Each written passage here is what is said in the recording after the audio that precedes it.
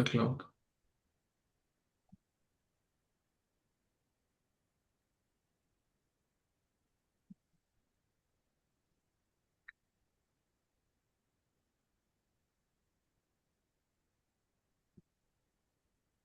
आज जो हम लोग क्वेश्चन सॉल्व करने वाले हैं इसका नाम है क्लाइंबिंग स्टेयर्स। सबसे पहले हम लोग क्वेश्चन पढ़ते हैं। क्वेश्चन में क्या है? You are climbing a staircase, it takes n steps to reach the top. पहली बात है, एक चीज आप क्लियर रखेंगे, हम डायनेमिक प्रोग्रामिंग जो है उसकी प्रैक्टिस कर रहे हैं। नंबर एक, अब हम क्वेश्चन को अंडरस्टैंड करते हैं कि क्वेश्चन में क्या पूछा गया और हम कैसे इसमें डायनेमिक प्रोग्रामिंग की टेक्निक यूज करेंगे। मेरा इन क्वेश्चन को सॉल्व करने का यूज केस थोड़ा डिफरेंट है। नॉर्मली हम लोग इस तरह करते हैं कि हम प्रॉब्लम पढ़ते हैं और फिर हम एक ऑप्टिमल सोल्यूशन की तरफ जाते हैं, क्योंकि यहाँ पे हम लोगों को नहीं पता कि ऑप्टिमल सॉल्यूशंस क्या होंगे। सो हो सकता है इसकी इसकी अप्रोच मेरे पास पॉइंटर से आती हो या स्लाइडिंग विंडो से आती हो या किसी भी और कोई और अप्रोचेस एग्जिस्ट करती हो, लेकिन हमारा टारगेट अभी ये है कि सिर्फ और सिर्फ डायनेमिक प्रोग्रामिंग को यूज करके इसको सॉल्व करने की कोशिश करना। ओके, तो बस वो हम लोग यूज करेंगे और उसी से हम लोग इसको सॉल्व करेंगे। अदर वेज आर पॉसिबल, उसको हम अभी नहीं देख रहे, but we are trying to understand कि what किस सिनेरियो में हम डीपी यूज करते हैं। You are climbing a staircase, it takes n steps to reach the top.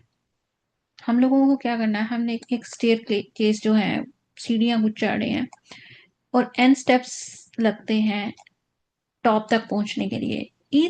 each time you can either climb one or two steps.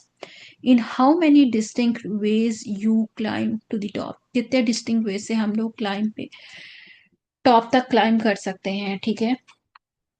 अब इन्होंने क्या बोला है कि अ,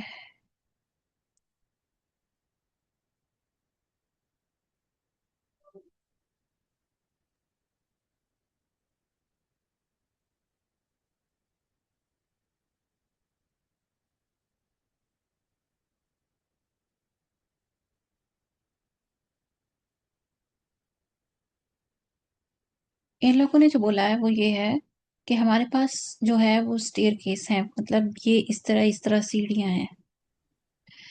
हम लोग जो है वो सीढ़ी पे वन बाय वन भी जा सकते हैं, ऐसे ऐसे जैसे हम लोग स्टेप्स लेते हैं, या फिर सीढ़ी पे हम लोग जो है वो two steps at a time लेके भी आगे ट्रेवल कर सकते हैं।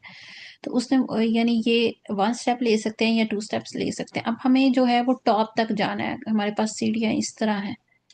तो उन्होंने बोला कि हम किस तरह पहुंचेंगे। हम एक स्टेयर्स पे खड़े होके पहले हमें देखना पड़ेगा कि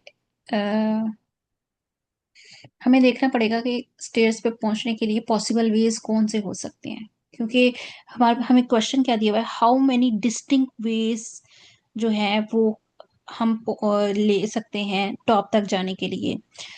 जब हम लोगों ने कहा था जब भी हमारे पास ऑप्टिमल पूछी जाएगी प्रॉब्लम का, ऑप्टिमल प्रॉब्लम होगी, तो फिर हम लोगों ने डीपी का सोचना है। यहाँ पे इन्होंने पूछा हुआ है कितने डिस्टिंक्ट वेज होंगे उधर तक जाने के लिए, तो इसका मतलब है हम लोगों को हर एक वे को देखना पड़ेगा। जब हर एक वे को देखना पड़ता है तो वहां पे हमें थोड़ी सी हिंट मिलता है कि हम लोगों ने डीपी यूज करनी है। नंबर एक। नंबर दो, हमारे पास जो है वो same set of task bar bar repeat हो रहा है, और यानी हम एक स्टेयर यहाँ पे खड़े हैं, फॉर एग्जांपल मैं दोबारा स्टेयर केस ड्रा करती हूँ। तो हमारे पास एक इस स्टेयर से यहाँ पे जाने का वन लगता है, ठीक है। फिर यहाँ से यहाँ जाने का भी वन यूज होता है, यहाँ से भी यहाँ जाने का वन होता है। तो सेम टाइप जब हम एक जंप लेते हैं तो वन वैल्यू आती है। तो ये हमारा सेम टास्क बार बार रिपीट हो रहा है। तो इसी तरह जब हम लोग टू लेते हैं तो हमें यहाँ से टू की भी ऑप्शन ले सकते हैं, यहाँ पे फिर दोबारा वन की ले सकते हैं, फिर यहाँ से दोबारा टू की ले सकते हैं। तो कुछ भी, या सोल्यूशन हमारे पास यहाँ हमने कॉल वन की लगानी है या हमने कॉल टू की लगानी है, राइट। तो हमें यही सेम टास्क बार बार परफॉर्म करना है, तो इसलिए बार बार कैलकुलेट करने की जरूरत नहीं है कि वो हम एक फंक्शन को कॉल करें, वन पास करें तो वो रिटर्न करे वैल्यू वन। तो देर इज नो नीड कि हम बार बार एक फंक्शन को कॉल करें, रादर देन कि फंक्शंस को कॉल करने की बजाय why not we are using dynamic programming, जो कि हम लोगों ने क्या कहा था, डायनेमिक प्रोग्रामिंग हमारे पास क्या होता है? डायनेमिक प्रोग्रामिंग हमारे पास होती है कोई एक डेटा स्ट्रक्चर जिसके अंदर हम वैल्यूज स्टोर कराते हैं और हम वहां से डायरेक्ट कॉल करते हैं। किसी को यहां तक कोई कंफ्यूजन है तो पूछे।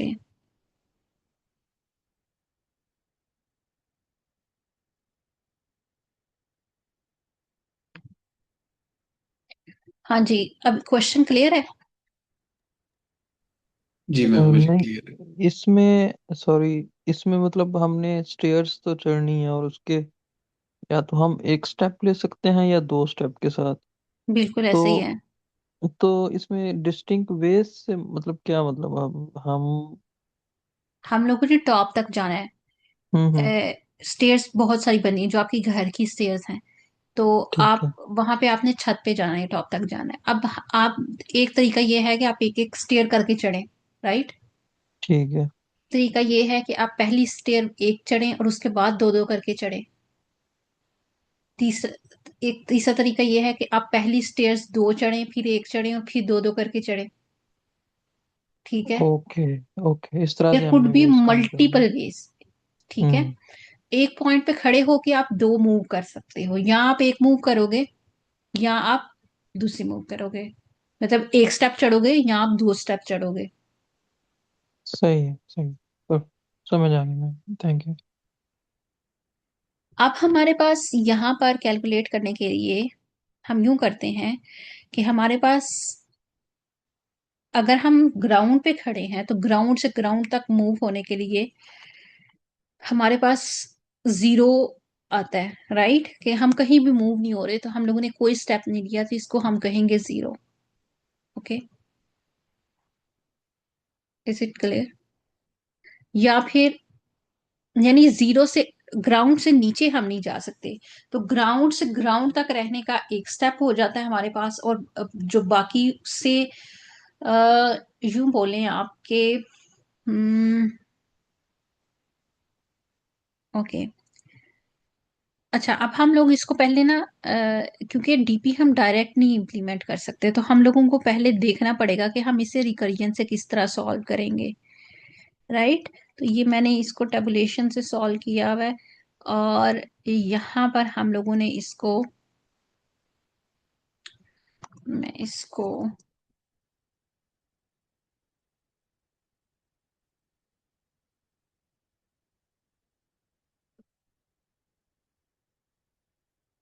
ओके, तो अब हम यहाँ पे देखते हैं कि रिकरियन में हम इसको कैसे सॉल्व करते हैं। ये है हमारे पास रिकरियन।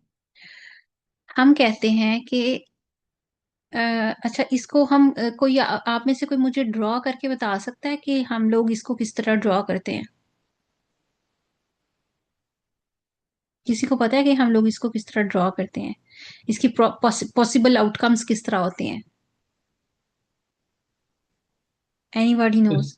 इस क्लाइंबिंग स्टेयर्स के ये जो रिटर्न फंक्शन है इसका। Yes. Okay, let me try. यहाँ पे एनोटेशन मुझे मिल नहीं रही। आपके पास है ऑप्शन यहाँ पे, वो मोर में देखें जरा, अगर इनेबल कर सकें आप मुझे तो। तो अच्छा, मोर में अनेबल करना पड़ेगा। जी जी, इनेबल एनोटेशन फॉर दिस। और यस, हाई ऑप्शन। जी हाँ, मुझे दिख रहा है। ओके, तो क्वेश्चन ये है कि, okay, let me move this panel. Okay, your climbing staircase takes in step, यार यार, ईच टाइम यू इधर क्लाइंब वन या दो स्टेप्स हम ले सकते हैं। तो यहाँ पे हमने एक बेस केस बना दिया, जीरो और वन पे जो हमने रिटर्न कर देना है। ठीक है।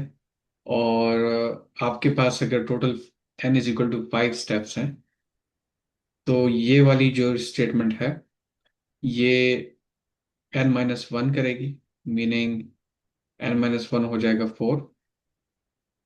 और ये वाली करेगी n-2, तो ये हो जाएगा 3। ऐसा ही है। अच्छा, फिर 3 के लिए यहाँ पे ये भी कॉल होगा और ये भी कॉल होगा। तो 3 के लिए जब 2 कॉल होगा, -2 कॉल होगा, तो 3 जाएगा 1 में। और जब -1 कॉल होगा इसके लिए, तो ये जाएगा 2 में।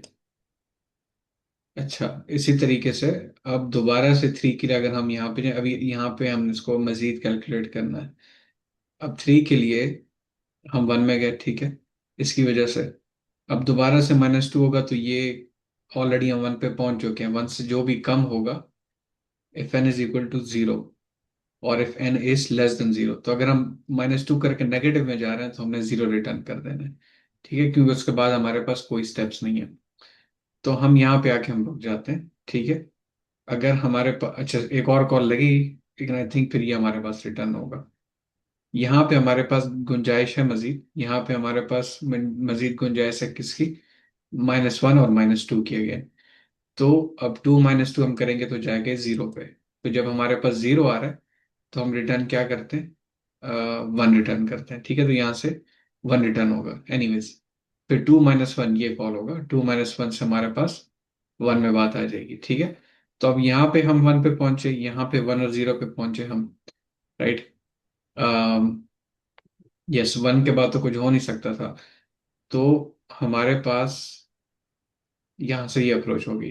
अब 4 के लिए भी हम इसी चीज को रिपीट कर सकते हैं। 4 आया हमारे पास नेगेटिव n-1 से, अब n-1 के लिए n-2 भी कॉल होता रहेगा, n-1 भी कॉल होता रहेगा, ठीक है। तो अब हमने 4 के लिए n-1 कॉल करना है, 3 और -2 2 हो जाएगा। इसी तरीके से फिर इनको भी हम एक्सपेंड करते जाएंगे जब तक हमारे पास 1 और 0 हर एक उस पर ना पहुंच जाए। और फाइनली जब हम इसको रिटर्न करेंगे तो ये सारे के सारे जितने भी हमारे पास हैं ये ऐड होते जाएंगे, जो इसकी रिटर्न वैल्यूज होंगी। लेकिन इसमें हमने इवैल्यूएट कैसे करना है? ईच टाइम यू कैन इधर climb 1 or 2 steps, in how many distinct veg can you climb the top. तो आई थिंक हम एक तरह से कुछ ट्रेसिंग करेंगे। अच्छा, मैं बहुत आगे नहीं चला गया, आपका हाँ जी, सर? आपने एक दो स्टेप मिस कर दिए। मैं जी जी, एक्सप्लेन बताइए। करती हूँ। आपने वैसे ठीक एक्सप्लेन किया। हमारे पास यहाँ से हम स्टेयर केस बनाते हैं, ठीक है। वो हमें कह रहा है कि 5 तक पहुंचने के लिए कितने नंबर ऑफ स्टेप्स लगेंगे। 5 तक पहुंचने के लिए एक ये है कि 1 यहाँ पे आए, 1 यहाँ पे आए, 1 यहाँ पे आए, 1 यहाँ पे आए, ठीक है। ये बात समझ में आ रही है? दूसरा ये है कि हमारे पास यहाँ पे हमारे पास ये 2 यहाँ पे आ गया, ठीक है। और फिर उसके बाद ये 2 यहाँ पे आ गया। अच्छा, ये 4 है तो ये 5 है, ये ये 1। और फिर इसने दोबारा 1 ले लिया, ठीक है। अगर यहाँ पे ये 1 है तो फिर दूसरे सिनेरियो में हमारे पास, ओके, यहाँ पे ये 1 था तो ये फॉर एग्जांपल अभी यहाँ से 1 लिया है और दोबारा इस यहाँ से हमने 2 पे जंप किया है। ये टोटल नंबर ऑफ बनेंगे, आई गेस 8 बनेंगे टोटल 5 पे। अच्छा, 2 की उसके बाद हमारे पास जो है वो यहाँ पे बनेगा। यहाँ से दोबारा से 1 स्टेप लिया। अच्छा, ये आपको शायद ये नंबर अभी क्लियर ना हो तो इसलिए मैं दोबारा से यहाँ करके बता रही हूँ, ठीक है। देखें, यहाँ तक पहुंचना है ना, किसी ने यहाँ से ही शुरू कर लेते हैं।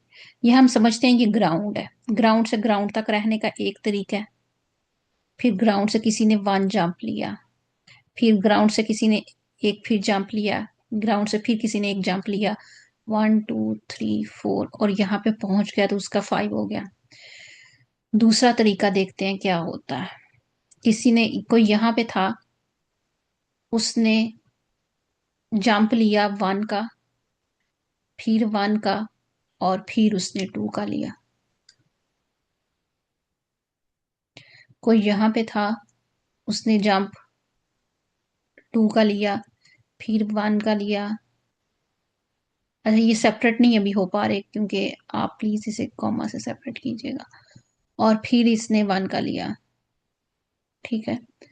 इस तरह करते करते देयर वुड बी 5 हैं तो I guess there would be 8 total distinct ways जिसके थ्रू वो जा सकता है।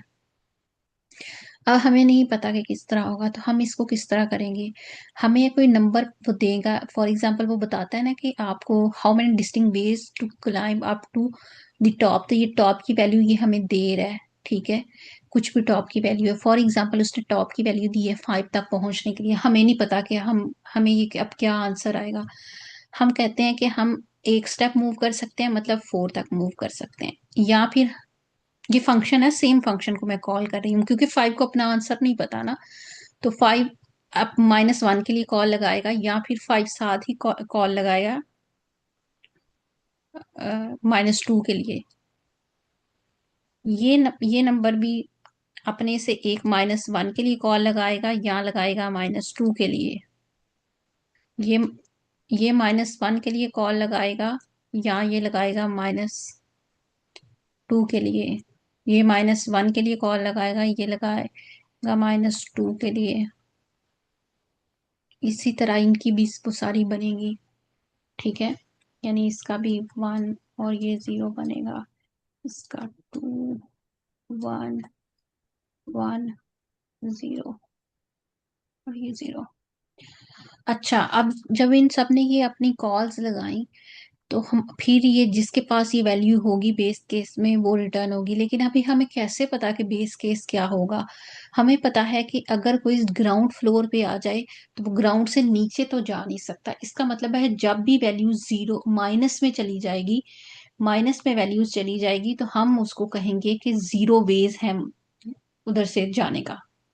ओके, इसलिए जैसे ही हमने कहा कि n की वैल्यू आपके पास लेस देन 0 हुई तो आपने 0 रिटर्न करना है। मैं इसको थोड़ा सा क्लियर करती हूँ ताकि आप लोगों को थोड़ा आइडिया हो कि मैं क्या कह रही मैम एक क्वेश्चन पूछ सकता हूँ? हूँ। जी बिल्कुल। ओके। इसमें कहीं पे ये कॉन्सेप्ट है कि वन पे हम रिटर्न इसलिए कर रहे हैं क्योंकि अगर आपके पास सिर्फ एक ही स्टेप बच गया तो आप उसकी जगह दो स्टेप्स नहीं ले सकते, आप एक ही स्टेप ले सकेंगे। और अगर जीरो हैं तो आप ऑलरेडी आखिरी सीढ़ी पे पहुंच चुके हैं। सॉरी, आप दोबारा पूछिए।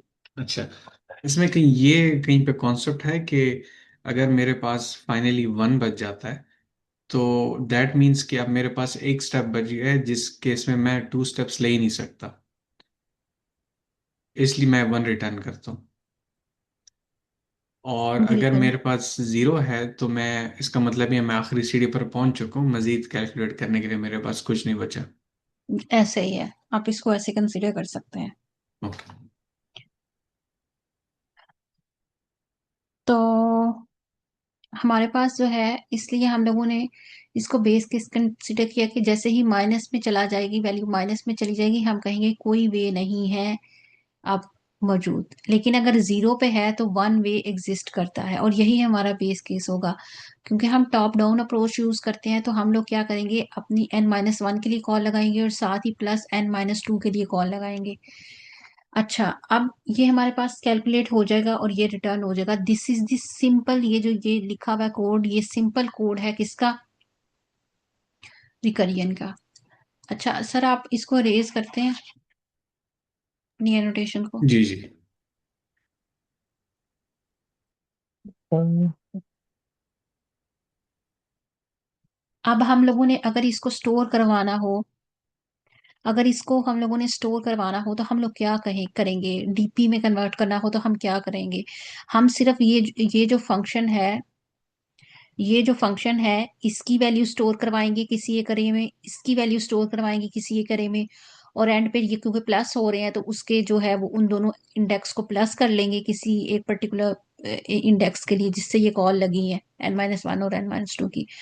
उसको सेव कर देंगे और एंड पे उसको रिटर्न कर देंगे, तो ये हमारे पास डायनामिक प्रोग्रामिंग में कन्वर्ट हो जाएगा। किसी को समझ आई है इस बात की? हाँ यस मैम, एक पॉइंट यहाँ पे ये है कि ना ये जो आपका फर्स्ट कॉल है ना फंक्शन की n-1 वाली, यही सबसे पहले कॉल्स होगी ना, जब तक ये बेस केस पे हिट नहीं हो जाती। तो होगा ये कि वो डीपी की जो आपकी एरे बनाएंगी ना, वो ये n-1 वाली वैल्यूज ही इसमें स्टोर हो जाएंगी। तो वो स्टोर हो जाएंगी ना, तो n-2 वाले को आसानी होगी। अब वो है ना रिकर्जन दोबारा नहीं करेगा। वो क्या करेगा, वहां से वैल्यू को उठा लेगा जो वो पहले सबने n-1 से स्टोर की थी, क्योंकि ये पहले कॉल्स होंगी ना n-1 वाली, जिसकी कॉल्स पहले होंगी वो पहले स्टोर करवा देगा सारी वैल्यूज। आप बिल्कुल ठीक कह रहे हैं। यस। किसी को ये पॉइंट क्लियर हुआ है? जी। देखें, हमारे पास 5 के लिए कॉल लगी ना, तो साथ ही यहाँ पे 5 ने 4 की कॉल लगाई और 5 ने 3 की कॉल लगाई, यानी जो n-1 ये 3 की कॉल लगी, 2 की कॉल लगी, 1 की यस कॉल लगी, 0 की कॉल लगी। ये फंक्शन जैसे ही रिटर्न करेगा इधर वैल्यू, ये इधर वैल्यू रिटर्न करेगा, ये इधर वैल्यू रिटर्न करेगा, तो ये जितने भी रिमेनिंग फंक्शंस होंगे, या ये फंक्शन है इसके सब फंक्शंस, यहाँ से वैल्यूज कैलकुलेट होकर आ जाएंगी। तो ये लोग डायरेक्ट वैल्यूज कॉल करेंगे, ये इसके सब functions, I mean. Yes yes.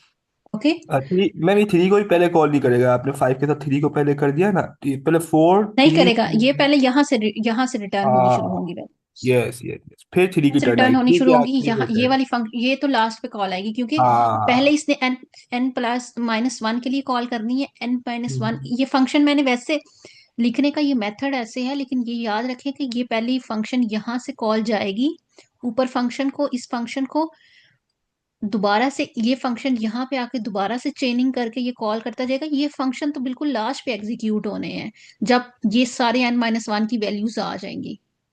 I hope कि यस आपको ये चेनिंग प्रोसेस यहाँ से समझ में आ रहा है, मैं जो बोल रही हूँ। यस मैम, क्लियर है। रेहान, आपको क्लियर है? इसमें इसमें अब हमारे स्टेप्स कितने हो जाएंगे अगर हम कहें तो? इसमें क्योंकि हमारे मुझे पास ये प्रोसेस समझ आ गया, अपने 4 3 और ये जो डाउन डाउन हम करते गए हैं इसको, हम्म तो अब इसमें हमारे स्टेप्स कितने बनने हैं? अच्छा, जो हमारे पास टाइम कम्प्लेक्सिटी है ना, वो इस सिनेरियो में हमारे पास time complexity big O of n रहेगी।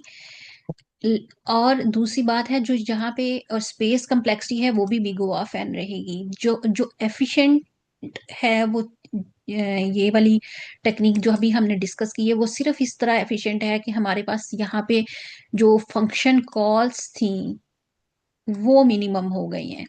जो कॉल स्टैक का एरर आने वाला था ना, वो नहीं आएगा, क्योंकि हमारे पास एक दफा फंक्शन कैलकुलेट हुआ n टाइम्स, यानी जित कॉल स्टैक की लेंथ कितनी होगी, जितने नंबर ऑफ जितने नंबर ऑफ जो n की वैल्यू होगी। हम्म। अच्छा मैम, एक पॉइंट यहाँ पे मैं ऐड करना चाहूंगा कि है ना, पहले जो टाइम कॉम्प्लेक्सिटी बन रही थी ना, जो पहले स्टेप्स हो रहे थे, वो कितने हो रहे थे कि पहले ये अपने लिए कॉल करता था, फिर ये भी अपने लिए कॉल करता, अगर हम डीपी को यूज नहीं करते, तो हमारी जो टाइम कॉम्प्लेक्सिटी है वो 2 की पावर n होगी ना स्टार्टिंग में। तो ये इसी को पहली हम वाली थी, ऑप्टिमाइज करेंगे। यस। ये वाली पहले वाली टाइम कम्प्लेक्सिटी थी, ये हमारे पास एक्सपोनेंशियल। यस।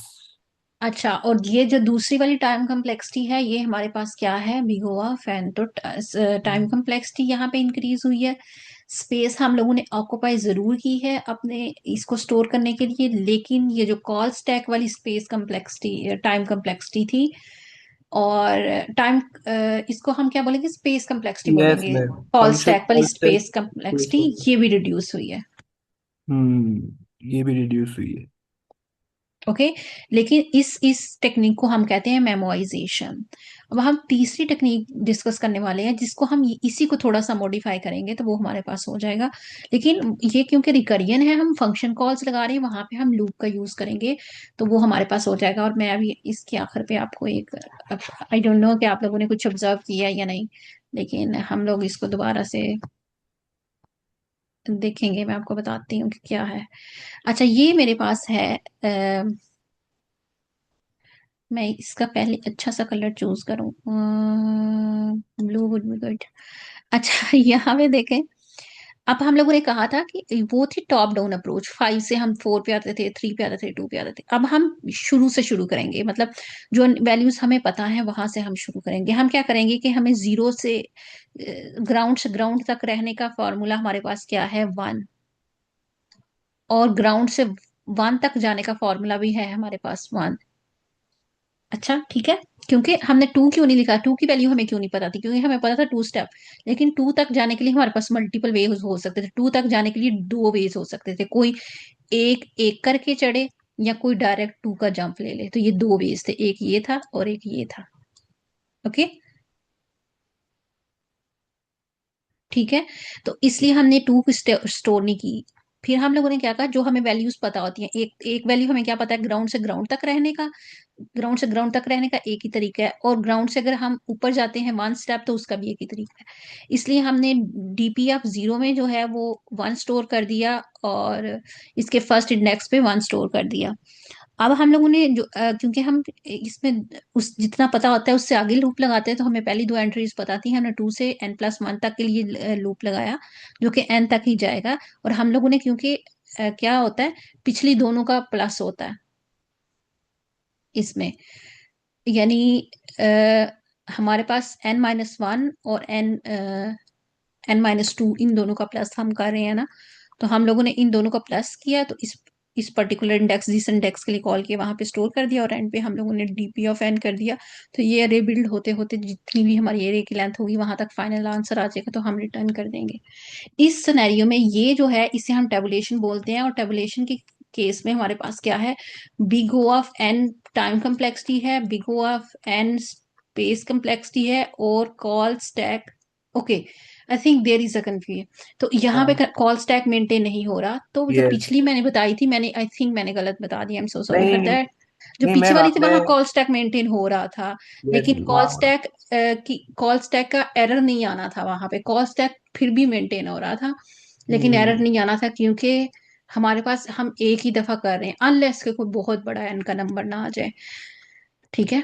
सर मैम वहाँ पे ना कॉल स्टैक मेंटेन हो रहा है, लेकिन वो भी ओ ऑफ एन तक ही जाता है कॉल स्टैक, यस। क्योंकि वो वहाँ पे मल्टीपल कॉल्स कर ही नहीं रहा ना, स्किप कर रहा है कॉल्स को। यानी वो भी एक्सपोनेंशियल नहीं जा रहा था। ठीक यस है। यस तो यस। यहाँ पे तो कॉल स्टैक है ही नहीं, तो ये है ही सारा नहीं। जो प्रोसेस है, ये हमारे पास बिगो ऑफ टाइम कम्प्लेक्सिटी और big O of N space complexity में ही सॉल्व हो रहा है। समझ आइए आप हम्म लोगों को। और अच्छा, एक और बात मैं आप लोगों को बताना बताना चाहती हूँ, कल हम लोगों ने जो फिबोनाची का काम किया था, अगर आप गौर करें तो ये बिल्कुल फिबोनाची का ही कोड है। यस यस, बिल्कुल। किसी अच्छा और मैं को एक कोई अच्छा मैं एक क्वेश्चन करता हूँ सबसे, कि यहाँ पर है ना, लाइन नंबर 26 और 27 में हमने DP0 1 रखा और DP1 भी 1 रखा। तो हम एक अगर रखते वैल्यू तो क्या हमारा काम हो जाता? अगर जीरो में 1 रखते, सिर्फ 1 को नहीं रखते, वो हम खुद निकालते, तो हो सकता था क्या? कोई बताना चाहे? हमारे पास, हम लोगों ने क्या है कि हम अगर 2 से स्टेप लेंगे, 2 से 1, आई थिंक हमारे सर पास दो। नहीं हो सकता। यस, जी सर, बिल्कुल। 1 स्टेप तक जाने के लिए फिर वो I-2 वाली नहीं चलेगी ना, क्योंकि 2 स्टेप्स तो यस, हम ले ही नहीं सकते। बिल्कुल। ये जो लाइन है ना, ये बता रही है कि वो I-2 करेगी और ये I-1 करेगी। तो I-2 करने के लिए आपके पास पहले से कोई दो वैल्यूज होनी चाहिए ना, ताकि वो -2 करके वैल्यू को एक्सेस कर सके। इसी वजह से यहाँ पे हमने बेस कंडीशन में दो वैल्यूज को हम रख रहे हैं, क्योंकि हम -2 करेगा, -2 नहीं कर रहे होते, सिर्फ -1 कर रहे होते, तो हमारे लिए एक ही वैल्यू काफी थी। ठीक है ना? तो ये जरा मेन डिफरेंस है, इससे हमें पता चलता है। तो जब आपका फॉर्मूला हो ना जैसा, उसके हिसाब से आपको बेस केस रखना पड़ता है, ताकि आप उसको प्रॉब्लम ना हो। क्योंकि वो -2 अगर करेगा, अगर 1 इंडेक्स होता और -2 करे तो -1 पे चला गया। -1 इंडेक्स तो लास्ट इंडेक्स को कहते हैं ना, वो तो फिर गलत हो जाएगा मतलब। तो इसीलिए वो इंडेक्स 0 से स्टार्ट होता है, तो इस वजह से वो फिर रॉन्ग हो जाता है। यस। किसी और को कंफ्यूजन सर, तला आपको बात समझ में आई है? नहीं, ये लास्ट वाली बात मुझे नहीं समझ आई। अच्छा, अच्छा सर देखें, हम लोग है ना क्या कर रहे हैं, बेस केस रख रहे हैं। ठीक है सर, देखें जी अगर जी। हमने DP0 में क्या रखा है, यहाँ पे हमने 1 पहले से ऑलरेडी रख रख दिया। हमने ना उसको बता दिया कि DP0 में हमारा 1 आएगा। ये हमारे आंसर्स कुछ बताने पड़ते हैं पहले से, ताकि वो आगे के क्या करे, एज्यूम कर सके, आगे के वो आंसर्स को निकाल सके। तो अब जो है, अगर सर मैं सिर्फ ये वाली वैल्यू रख दूं, ये मैं ना रखूं, ठीक है ना, DP0 में सिर्फ 1 है, तो मैं लूप को सर 1 से चलाऊंगा ना फिर तो सर, क्योंकि मैं 1 वाली वैल्यू रखी ही नहीं है मैंने। ऐसे ही होगा सर। हम्म। और 1 से अगर मैंने लूप को चलाया, तो सर यहाँ पे देखिए फॉर्मूले में क्या लिखा हुआ है, I-1 तो ठीक है, ये 1 - 1 0 हो जाएगा।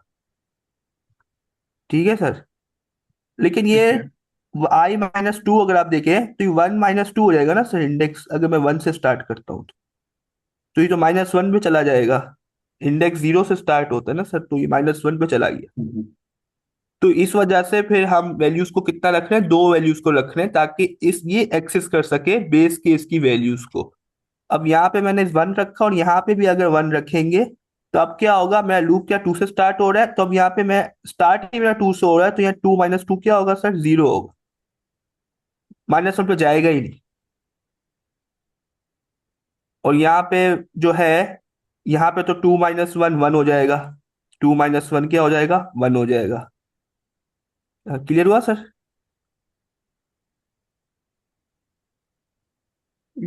डीपी जीरो पे मीनिंग जो आप कह रहे हैं, उसके हम्म जीरो इंडेक्स पे आपने वन वन सेट किया, हम्म। और डीपी वन फर्स्ट इंडेक्स पे आपने वन सेट किया। 1 सेट किया है। उसके बाद आप स्टार्ट करेंगे टू और all the way to the end of the end array of that the, we evaluated yes, for that जितना आपने particular। एवेल्युएट करना है, यस। करेक्ट। अच्छा, हम्म तो अब हम क्या कर रहे हैं उसको, एक स्टेप, दो स्टेप, ठीक है, वो तो एक जनरल कॉन्सेप्ट है, but we are basically running a loop जिसमें वन और टू स्टेप्स की हम based upon loop we are evaluating that starting with hmm. Zero and one. Yes. Okay. अच्छा, अब इसका फायदा क्या है? इसका फायदा सही है ना सर, कि अब हम इसको अगर 2 वैल्यूज तक हम इनिशियलाइज कर देते हैं, तो हम्म। हम पीछे की 2 वैल्यूज हमारे पास मिल जाएंगी, क्योंकि हम क्या कर सकते हैं, पीछे की 2 वैल्यूज से लेकर हमें कोई नेक्स्ट वैल्यू गैस करनी है ना, जैसे 2 इंडेक्स वाली वैल्यू गैस करनी है, तो ओके। 2 इंडेक्स के लिए हम 2 स्टेप पीछे तक देख सकते हैं, हम्म। क्योंकि हमने करेक्ट। 2 वैल्यूज पहले से इनिशियलाइज कर दी है। तो उसकी वजह से हम 2 स्टेप पीछे तक देख सकते हैं, क्योंकि क्योंकि इस प्रॉब्लम में हमें 1 और 2 स्टेप्स का आ गया है ना, तो आपने हम्म। आपने क्या करना है, प्रीवियस 2 वैल्यूज को देखना है। ओह, आई सी आई सी आई सी। इसी ओके। वजह से हमने 2 वैल्यूज को इनिशियलाइज किया है। ये मैं बताना चाहूंगा कि बेस केस में 2 वैल्यूज क्यों दी है, एक क्यों नहीं दी। ये इसका मेन रीजन है, क्योंकि आपको है ना नेक्स्ट वैल्यू जब निकालनी होगी ना, तो आप पीछे प्रीवियस की, जो उसके प्रीवियस की लेटेस्ट 2 वैल्यूज है, उनको आप देखोगे और नेक्स्ट वैल्यू को गेस करोगे। अच्छा, मैं मुझे ये उस कॉन्टेक्स्ट में पहले से समझ आ गया था कि ये टैबुलेशन, खास तौर पे जो कल हमने फिबोनाची का यूज हम्म केस देखा है, हम्म। उस हिसाब से मुझे समझ रहा था क्योंकि व्हाई इट रिजेंबल्स दैट। लेकिन yes. What I am trying to do here, I am trying to identify a pattern. वो एक स्पेसिफिक की है इसके अंदर, अगर उस पर गौर किया जाए कि n-1 और n-2 आपके हम्म पास, अगर आप इसको टॉप डाउन अप्रोच करके करें तो आपके हम्म। पास तनासब वही रहेगा। यस। उसी तनासब से आप वापस बिल्ड करेंगे, दैट विल बिकम योर हाँ, टेबुलेशन। बिल्कुल बिल्कुल बिल्कुल ऐसा बिल्कुल। ही है। अच्छा, तो जब हमारे पास कोई ऐसा क्वेश्चन आएगा कि जहां पे हम एक प्रॉब्लम को तोड़ पा रहे हैं, ऐसे सब प्रॉब्लम्स में जहां पे आपके पास तनासब सेम ही आ रहा है, तो आपके हाँ। पास जो सबसे I think optimal approach for tabulation की, आप लूप चला के उस तनासब को यूज करके रीबिल्ड करें। हम्म। अच्छा सर, बिल्कुल। वैसे तो आप सब मेमोराइजेशन भी यूज कर सकते हैं, दोनों की टाइम और स्पेस कॉम्प्लेक्सिटी ऑफ एन ही आएगी, लेकिन मेमोराइजेशन में सिर्फ कॉल स्टैक मेंटेन हो रहा होता है, वो भी ओ ऑफ एन स्पेस लेता है, और आपकी डीपी की एरे भी जो है, वो जो आपकी डिक्शनरी है, वो भी ओ ऑफ एन लेती है। तो या एरे ले ले, एरे अगर है लिस्ट है तो वो भी ओ ऑफ एन लेगी, और कॉल स्टैक भी ओ ऑफ एन लेगा, तो ओ ऑफ 2 एन आपकी टाइम स्पेस कॉम्प्लेक्सिटी आ जाएगी। इतना डिफरेंस आएगा। और जो टेबुलेशन है उसपे सिर्फ आपकी कॉल स्टैक मेंटेन नहीं होता, सिर्फ आपकी एरे मेंटेन हो रही होती है, वो ओ ऑफ एन लेती है। हम्म। बाकी टाइम दोनों का सेम है, ओ ऑफ एन है, क्योंकि वो भी आपको मल्टीपल कॉल्स नहीं करता, वो मेंटेन कर देता है। अच्छा, हम ये जाते क्यों है टेबुलेशन की तरफ? अगर हम कर रहे हैं रिकर्सिव कर रहे हैं, तो हम टेबुलेशन की तरफ क्यों जा रहे हैं, अगर टाइम और स्पेस कंप्लीट सेम आ रही है? उसका मेन रीजन ये है कि टेबुलेशन से जब आप कर लेते हैं ना, उसके बाद एक नेक्स्ट स्टेप होता है, वो होता है कांस्टेंट स्पेस। वो होता है कि उसमें आप डीपी की एरे नहीं बनाते। देखिए, आप क्या करते हैं, सॉल्यूशन को हम ऑप्टिमाइज स्टेप बाय स्टेप करते हैं। सबसे पहले आपके माइंड में आता है रिकर्जन का सॉल्यूशन, ठीक है ना, आपने रिकर्जन का सॉल्यूशन बना लिया। उसके बाद आपके माइंड में आता है, अच्छा अब इसको थोड़ा ऑप्टिमाइज करते हैं, डीपी की आपने एरे बना दी उसी रिकर्जन में, ठीक है ना सर, डीपी की एरे बना दी तो आपकी मेमोराइजेशन हो गई। उसके बाद आप सोचते हैं कि इसको और थोड़ा ऑप्टिमाइज करें, तो उसके ऑप्टिमाइज करने के आप क्या सोचते हैं कि कांस्टेंट स्पेस पे आ जाए। लेकिन उसके लिए आपको टेबुलेशन वाला स्टेप बीच में लाना पड़ता है, ताकि आप फॉर लूप से उसको एक्सेस करना शुरू कर दें। अब फॉर लूप से आप करना शुरू हो रहे हैं, तो आप क्या कर रहे हैं, आप टेबुलेशन लगा रहे हैं, तो आप आपने उसको और थोड़ा किया, जो डीपी डीपी का ही कॉन्सेप्ट है टेबुलेशन, वो आपने लगाया। उसके बाद आप इसके नेक्स्ट स्टेप पे जाते हैं, जो आपका होता है कांस्टेंट स्पेस। वो क्या करते हैं सर, उसमें हम डीपी के एरे बनाएंगे ही नहीं, ये जो स्टेप है ना सर, ये हम नहीं करेंगे। स्पेस कॉम्प्लेक्सिटी हमारी कांस्टेंट हो, सिर्फ टाइम हमारा ओ ऑफ एन लग रहा होगा। क्लियर हो रहा है सर? तो हम क्या करेंगे, दो वेरिएबल्स बना लेंगे। अभी सर आप देख रहे हैं हमने दो वैल्यूज रखी हैं, ऐसा ही हो रहा है सर? अभी आप नोट ओके करें ओके आगे, ओके दो वैल्यूज रखी है ना हमने, हम दो ओके वेरिएबल बना लेंगे, ए कॉमा बी। ए में ओके रख देंगे 1, बी में रख देंगे 1। सी जब नेक्स्ट वेरिएबल हमें निकालना होगा ना, अब हम क्या करेंगे, अब जो हम करेंगे ये कि हम एक और वेरिएबल बनाएंगे सी। सी की वैल्यू सर किस पे डिपेंड करेगी? ए और बी ए, की। और ए और बी पे करेगी सर। जी ऐसा ही है सर। अब जी मैं जी। क्या करूंगा, जब मैं सी में वैल्यू रख लूंगा ना, सी मेरे पास आ जाएगी वैल्यू। अब मैं करूंगा ये कि बी को अब मैं ए बना दूंगा। अब ये मेरा है ना ए बन जाएगा, यहाँ पे ये ए बन गया, और सी बी बन जाएगा। इसके बाद नेक्स्ट सी आ जाएगा। क्लियर हो रहा है सर? हमें प्रीवियस की जरूरत ही नहीं है ना, अभी हम स्टोर तो कर रहे हैं, लेकिन अगर नोट करें तो हम लास्ट वैल्यू को रिटर्न करते हैं। बाकी वैल्यू से हमें कोई फायदा नहीं होता। यानी हम पॉइंटर्स मूव करते जाएंगे, ठीक है। यस, टू अच्छा, पॉइंटर्स हम अप्रोच लोग, आ जाती है। टू पॉइंटर्स अप्रोच से हम उसको और ऑप्टिमाइज कर लेते हैं। अगर इसका आपको जो नेक्स्ट लोगों को सोल्यूशन आप बनेगा। लोगों को याद हो, हम लोगों ने ट्री में वो जो कॉन्सेप्ट पढ़ा था जिसमें हम लोग करंट को, प्रीवियस को करंट बना देते थे, यस यस टेम्परेरी यस, वही वेरिएबल एक चीज। असाइन करते थे, अपना करंट भी मूव करते थे, अपना प्रीवियस भी मूव करते थे। यस यस यस, बिल्कुल बिल्कुल वही चीज यहाँ पे फिर यूज होती है उसको और ऑप्टिमाइज करने के लिए। हम्म। अच्छा, इसमें मुझे जो समझ आया, and hmm you can correct मी, बजाय इसके कि हम फिक्स पोजीशन दें for these two base cases, for instance let's say कि 1 and 0, ओके। अगर हमारे पास 1 steps और 2 steps हैं, दोनों के रिजल्ट्स को हम स्वैप करते जाते हैं। जी। यस। तो अगर आपने आपने 1 step के लिए इवेल्युएट किया है, तो then you will also check what would it have been if it was 2 steps। Two steps, yes बिल्कुल। Two steps, yes. One step के लिए किया है तो टू, तो सर देखे ना, हम दो स्टेप देख रहे हैं ना, अगर हम सी की वैल्यू निकाल हम्म रहे हैं तो हम बी को भी देख रहे हैं और ए को भी देख रहे हैं। बी क्या है सर? 1 स्टेप। ए क्या है? सी का क्या है सर? 2 स्टेप है ना सर। ए तक पहुंचने के लिए सी को 2 स्टेप लगेंगे। तो दोनों का वो आंसर्स को चेक करें पीछे के जो है वैल्यूज। इसी वजह से हम दो वैल्यूज देख रहे हैं, एक 1 स्टेप के लिए, एक 2 स्टेप के लिए। वरना हम एक ही वैल्यू देखते। काफी प्रॉब्लम हम एक ही वैल्यू देख रहे होते प्रीवियस जो होती है। ओके, हम्म। इंटरेस्टिंग। सबको क्लियर हो गया ये क्वेश्चन? Yes ma'am. अब हम लोग सर तलहा, अगर आपका कोई क्वेश्चन है तो आप पूछ लें, वरना फिर हम लोग इस क्वेश्चन, सेकंड क्वेश्चन की तरफ मूव करते हैं। नहीं, फिलहाल मेरा कोई क्वेश्चन नहीं है। बाय द ओके, वे, हमारे पास सिर्फ 8 मिनट बचते हैं। ट्राई करते हैं, जो ओके। होगा देखा जाएगा। ओके, हमारे पास क्वेश्चन है अभी जिसमें हमारे पास लिखा है फ्रॉग जंप टू। ये उसी तरह के क्वेश्चन है, ये मैंने यहाँ से ही इसके सिमिलर क्वेश्चन में से निकाला है। You are given a zero index integer stones sorted in strictly increasing order representing the position of stones in a river. A frog initially on the first stone wants to travel to the last stone and then return to the first stone. However, it jumps to any stone at most once. Her stone पे वो कितनी कितनी दफा जा रहा है? सिर्फ एक ही दफा जा रहा है, और वो लास्ट स्टोन से भी 1 स्टोन पे आ सकता है। The length of the jump is the absolute difference between the position of the stone and the frog is currently on and the position of the stone to which the frog jumps. दोबारा से मैं पढ़ती हूँ तो clear हो जाए। The length of a jump is the absolute difference, किसके दरमियान डिफरेंस होगा, between the position of the stone and the frog is currently the position of the stone the frog is currently on and the position of the stone to which frog jumps. More formally, if the frogs at stone I and is jumping to the stone J, I पे है तो J पे उसने jump करना है, तो उसकी क्या होगी, the length of the jump क्या होगा, हम I से J तक जो है वो माइनस कर लेंगे तो हमारे पास ये आंसर आ जाएगा। आगे देखते हैं कि क्या होता है।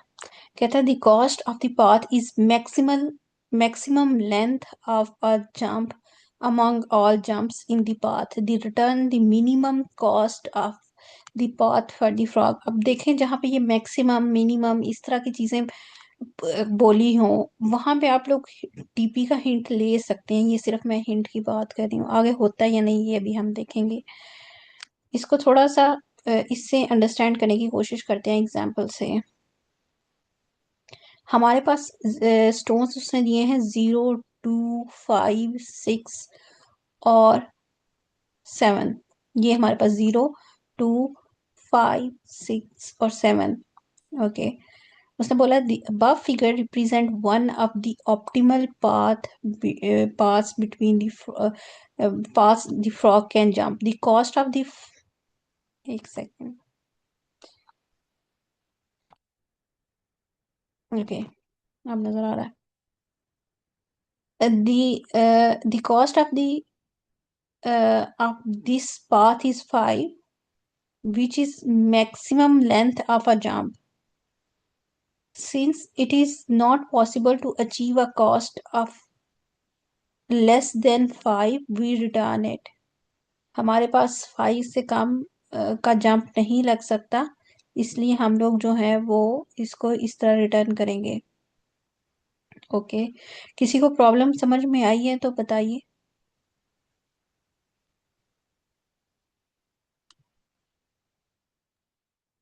मैम सबसे पहले तो इस क्वेश्चन में ये कहा है ना कि उन्होंने एरे आपको सॉर्टेड दी है स्टोन्स की ना, स्टार्ट में हम्म, लेगा मैम बिल्कुल, थोड़ा। उन्होंने बोला है इंक्रीजिंगली स्ट्रिक्टली इंक्रीजिंग ऑर्डर है। हम्म तो मतलब सॉर्टेड है। और जो है फ्रॉग इनिशियली फर्स्ट स्टोन पे होगा, मतलब कि स्टार्टिंग में फर्स्ट स्टोन पे ही खड़ा होगा, जो भी आपके एरे का फर्स्ट एलिमेंट होगा वहां खड़ा हुआ है। Wants to travel to the last one, return to the first stone. तो अब वो कर क्या रहे हैं कि वो चाहते हैं कि वो लास्ट स्टोन तक ट्रेवल कर ले, लास्ट स्टोन तक ट्रेवल करे फिर वापस से फर्स्ट स्टोन पर आए। How it can jump to any stone at most once. तो जाहिर सी बात है एक दफा ही वो जंप कर सकता है। और लेंथ जो है हमारी वो एब्सोल्यूट डिफरेंस होगी कि पोजीशन ऑफ द स्टोन। अच्छा देखें ये बात जरूरी है, एट मोस्ट वंस इसका मतलब ये है कि वो जाने का जो रास्ता अपनाएगा, आने का उसको डिफरेंट रास्ता करना पड़ेगा ना, क्योंकि उसको स्टोन्स वापस से आते हुए वो वाले स्टोन पे नहीं आ सकता जिस पे पहले उसने जंप किया था फर्स्ट टाइम जाते हुए। इस वजह से हमने ये चीज को गौर में नजर में रखना है कि जो है जाते हुए जो आपने रास्ता लिया है उसने जो स्टोन पे जंप किया है उस स्टोन पे दोबारा से वो जंप ना करे आते हुए फर्स्ट स्टोन तक। अच्छा, और जो है यहाँ पे जो एब्सोल्यूट डिफरेंस है between the position of the stone frog currently on and the position of the stone frog jump. अच्छा, तो लेंथ जो है हम निकाल सकते हैं, बिल्कुल वो एब्सोल्यूट डिफरेंस हो जाएगा। लेंथ कितनी उसकी लग रही है वो हमने बतानी। यस सर, तला आप हैंड रेस है। जी बहुत माजरत के साथ हमारे पास सिर्फ 4 मिनट बाकी हैं इससे जी। पहले कि डेटा एनालिसिस का सेशन स्टार्ट हो। तो हम्म फिलहाल इसको यहीं पर ड्रॉप करना पड़ेगा हमें। मैं सिर्फ इन 4 मिनट में सर फैजाना भी हैं, उसने भी ज्वाइन किया, मैम नजमा, हम जो रेगुलर हैं। मैं मशवरा ओपिनियन लेना चाहूँगा कि इस सेशन को रैप अप कर देना चाहिए और we start a separate session from the weekends WhatsApp channel, या हम जो है इसको कंटिन्यू रखें। तो मेरा और मैं महा का strongly we are opinionated towards having our own session जहाँ पे हम अच्छे वाले क्वेश्चन सॉल्व करें। मेरा personally I want to solve more hard problems जी। यस सर, नहीं सर अच्छा आइडिया है बिल्कुल सर। जो है हार्ड ज्यादा प्रॉब्लम जो हम जिससे हमें और ज्यादा लर्निंग हो वो हम करें। बिल्कुल, क्योंकि कोई ज्वाइन नहीं कर रहा रेगुलरली, कोई ना पार्टिसिपेट कर रहा है, और 12 वीक्स हो चुके हैं ऑलरेडी। तो या तो इस वीक के एंड तक हम इसको ले जा सकते हैं, अगर आप लोगों को फायदा नहीं देखते इसमें तो I can ask the admins के भाई इसको आप रैप अप कर लें, क्योंकि I think we have done enough with this.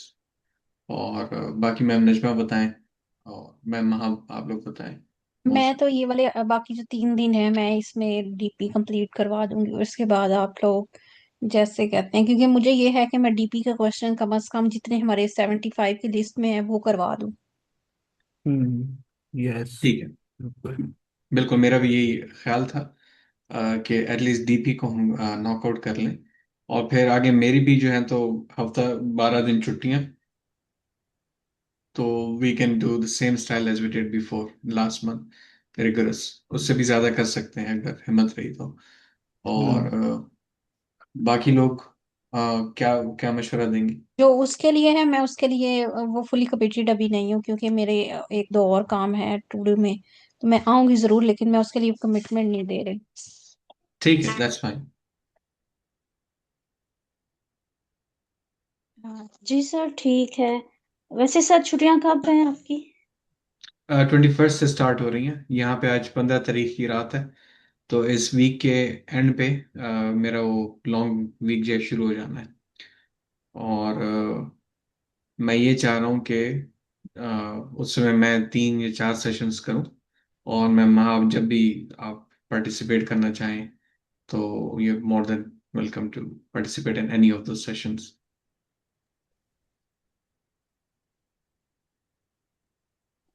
Ji sir, ये ठीक रहेगा। बिल्कुल वैसे भी हमें। आप। जी जी जी बिल्कुल। हमें फोकस करना चाहिए more difficult and more challenging problems, learning ज़्यादा है। मोहसिन, आप कुछ कहना चाहेंगे? Otherwise I will stop this recording. नहीं सर, आप सही कह रहे हैं कि ज्यादा क्वेश्चन हमें करने चाहिए, हार्ड क्वेश्चन, उसमें ज्यादा लर्निंग होगी। ठीक है, ये टाइमिंग भी चेंज करेंगे इंशाल्लाह ताकि ज़्यादा लोग अकोमोडेट हो सकें। चलें, आप सबका बहुत शुक्रिया। Thank you ma'am Maha, thank you mister Faizan नीस and everyone. You thank guys have a wonderful day. Inshallah, we'll see you tomorrow. Assalamu alaikum. You. अल्लाह हाफिज़।